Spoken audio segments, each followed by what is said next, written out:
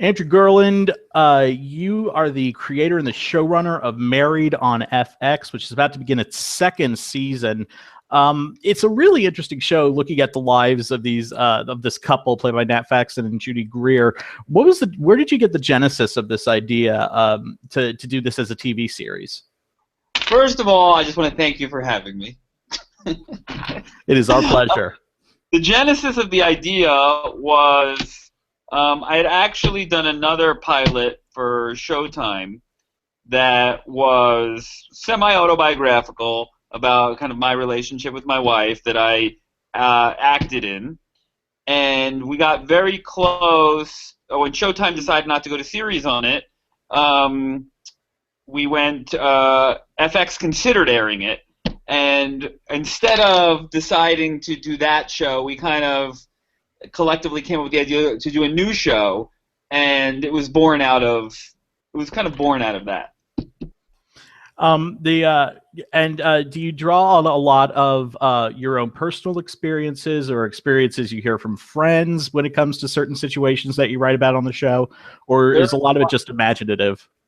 It's a combination of both, but it's very autobiographical. A lot of the things in the show have happened to me, but some of the things I wrote about have happened to me after I wrote about them. For example, yesterday I found out that my landlord is selling my house, and we have to be out by August 1st. And that was something we wrote about that was in episode 107 from last year, and now it's actually happening to me that at the same time I have to deliver my episodes, I have to move out of my house. Oh, God. Yeah. Oh, my goodness. I'm sure that was a shock to you. It's not. My life has been so intertwined with this show that it never shocks me. Are you concerned that you're somehow a prophet and that you might what you write may be actually be coming to life? Is there anything else you should be worried about there? If that is the case, I will be writing some erotic fiction as soon as we get off this chat and see what happens. Oh boy, I just want a dedication in that novel. That's all. I just want a dedication that says "for Charlie." That's all. I will dedicate my next piece of erotic fiction to you. It's a deal. You can check that one off the bucket list. The chemistry, I have to say, between Nat Faxon and Judy Greer is just wonderful. And I was wondering, what was the process like casting them? And were you concerned about what the chemistry would be like between the two once they were both individually cast? Well, funny you should mention this. I recently had a conversation with Judy, and we were talking about how great their chemistry is. And she told me that she knows why, but I'm not going to like it. So I was like, what does that mean, I'm not going to like it? She goes, you're not going to like it. So I go, just tell me. And she goes, past lives. And I go, well, why would you say that I wouldn't like that? I love hogwash.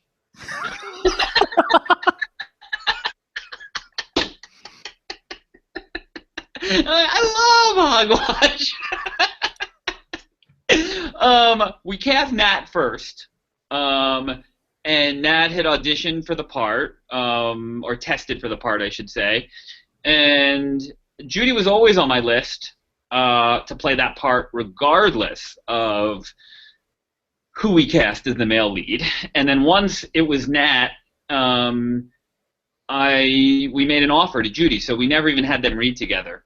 It was an instinct that I thought they would have great chemistry, and I knew that they knew each other a little bit from Descendants, but didn't really have much of a friendship or anything. But I don't know, it was an instinct, I guess. And was there a certain moment? I'm just curious. Was there a certain moment when you saw them acting out a scene? Was there a certain scene you saw them acting out, and you were like, "Okay, yes, this is perfect"? Was there a certain moment? Yeah, in the pilot when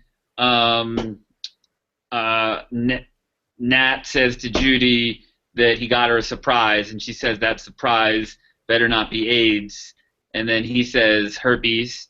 And she says, you already gave me that. There was like, it was such a tender, they were so sweet and playful, and I was like, okay, there's a lot of things going on in this pilot, but that's the show. That's the element that we're going to build off of, and the network felt the same way. And it was that herpes AIDS theme, and we reference it a lot with the network and in the writers' room, where we need our like herpes AIDS moments. That is the best term I've ever heard for something endearing, are the herpes AIDS moments. You also have a fantastic supporting cast as well. Best cast on television. Best cast on television. Name another cast, and I say ours is better. Name a cast. Name one. I'll say Modern Family, because let's just crap on them. But makes the cast of Married makes Modern Family look like Family Matters. Next. Love it. Okay. Oh God, why am I blanking right now? I don't know why. Veep. Veep. I don't know. I don't have something to get you with Veep. Okay. We don't. We'll mess with ABC, but not with HBO. I'm not gonna shit on Veep. What was it like? Did you have? But probably the most surprising one in there is Paul Reiser. Yes. We hadn't seen him on television in a while. No. And last year I had, and last year it was weird seeing him also, because he was also in Whiplash. Yes. What did you have Paul Reiser in mind for that role, or was that, or did that just sort of come up somehow? I think the question you mean to ask: does Paul Reiser have a gambling problem, or is he going through an expensive divorce? Is that what you mean to ask me? No, I do not. Actually, I had no idea about that. No. Yes, I did have Paul Reiser in mind when I was writing the character. Huge fan, huge influence on me. When I was like in junior high, I memorized his stand-up specials, and when we met for a cup of coffee to see if he would be in the show, I started telling him some of the jokes of his that really made me think about writing comedy, because I was so impressed with how they were constructed. And we started going through them. And the first joke that I brought up, he said that was the first joke he ever wrote. And he wrote it when he was 18 years old, and he put it down on a piece of paper, hadn't finished it, picked it up 4 years later, and it was just, we had a really nice connection. Well, that's really cool. And it is great to see him back on television, because I remember, first getting to know him on Mad About You. Yeah. Well, he's killing it this year. I mean, we did a lot of fun things with this character. Yeah, I mean, I can't wait to see where it goes. One of the things I always find interesting about talking to people who write comedy is hearing what their apprehension about when they write a scene and how it turns out with, what's the way to say this? And how it looks on paper, and worrying about how it's going to transition, how it's going to translate to looking on screen. And I was wondering if there are any scenes that you had from the first season where you were really worried about how is this going to translate in terms of in what it's going to look like, and were there any worries about any of those scenes? There's not one that sticks out right now. Last season, I did not have time to worry about anything. We got our show ordered and had to start shooting 6 weeks later. So I had to put together a writer's room right away, and I only had 6 weeks of a writer's room, and I had to finish a season like that. So I couldn't even think about execution. I was just on this treadmill of writing scripts. Is there something from last year I was like, how the hell am I going to shoot that? No, I tend to write things that are very production friendly, I think. This year I definitely had some things where I'm like, how the hell am I going to shoot that? But, I, for the most part, only put them in the episodes that I was directing. So at least it would be my problem. I was just wondering, I think probably of all the scenes from the first season, the one that sticks out to me is the one in the doctor's office when Nat Faxon has to go for his follow-up, yes. And he has to provide a sample. Mm-hmm. We'll put it that way. Yes. I just, please tell me you were just chuckling like hell when you wrote that scene.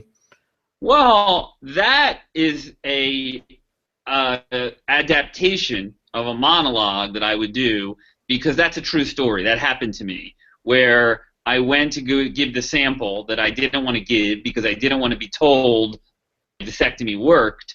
because I just wanted to feel like I still could somehow magically impregnate someone somewhere someday.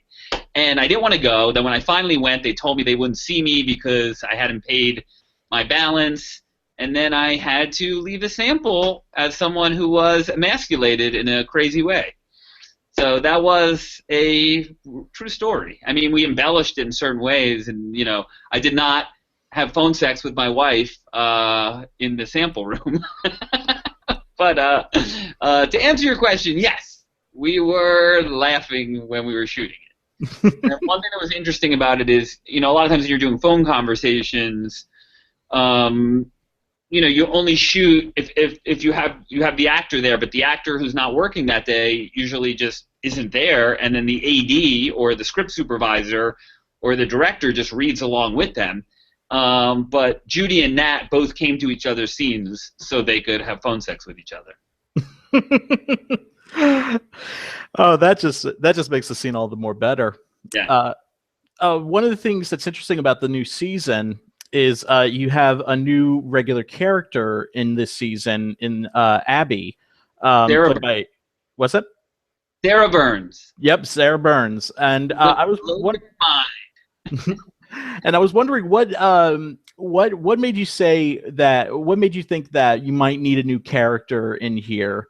And one of the things that we had last year was we had these great group of friends that Russ had to be confidants for Russ. He could talk to Jess about his problems. He could talk to AJ. He could talk to Bernie, John Hodgman. So it's like we had Brett Gelman, we had John Hodgman, we had Jenny Slate, but we were missing. It was very hard to do scenes with Judy that weren't with Nat because we didn't have a best friend for Lena. So one of the things we know we needed was someone, just for the mechanics of the show, someone to help Lena's character, a friend for Lena. So we know we needed that. The other need that it was fulfilling was we wanted to, with AJ's character, show him in a relationship with someone. So Sarah's character, Abby, and Brett's character, AJ, develop an interesting kind of dysfunctional romance this year, and that's one of our storylines for the year. Okay. Oh, okay. That wasn't in the screener. I'm really excited to see that, actually. Yeah. That was a good answer, right? Like I gave you a lot about how the show works. Yeah. No, that was fantastic.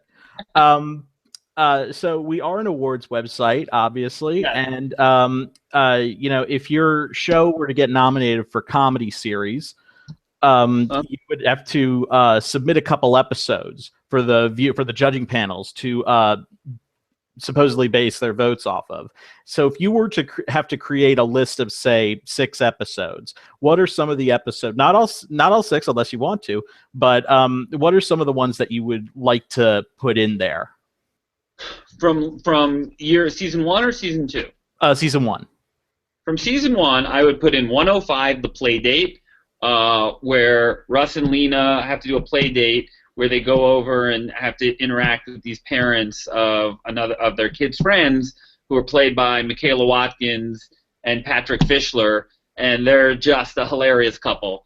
And we actually brought them back for season 2. They'll be in the you saw them in the screener. So I love that episode and the kind of friendship that does develop between Judy's character and Michaela's character. I think it's a very fun friendship. And then the other one that I really am attached to is 109, Halloween, when Russ and Lena are dealing with getting their daughter a costume, but against the backdrop of having to get AJ to rehab, and Lena's friend being in town who is so much more successful than she is, and her feeling inferior to her. There's a moment in that episode at the end where they're trick-or-treating together, where Lena's in the witch's hat and he's in the vampire cape. That is a very sweet moment. It really gets me. And then there's just one joke. I don't want to ruin it for people who haven't seen the episode, but there's one joke in that diner scene with AJ's assistant where he realizes that he's intimate with her. That is my favorite kind of joke because it's story turns on it, like plot. It's a big plot turn, but it's also a ridiculously funny, awful joke. You know the one I'm talking about, where he realizes he had sex with his assistant for the first time. Yes, I do remember that.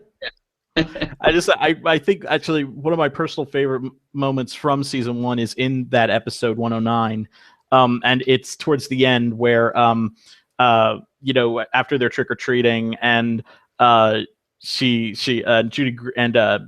sees that the daughter got a Butterfinger, and she's like, "Oh, let me have the Butterfinger," and I just love how Napfax goes, "Give her the Butterfinger. Your mother deals with a lot of shit."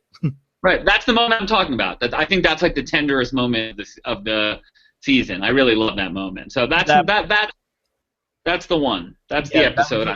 That was my favorite. That was a great moment. I found that, and Nat and Judy just brought that wonderfully. Yeah. Brought that out wonderfully. Yeah, they're special. Yeah. Well, thanks so much for talking with us. It's over. I know it flies by so quickly. Okay. Oh man, but did I win anything? What did I win? What'd you win? Aspirin. Aspirin. Okay.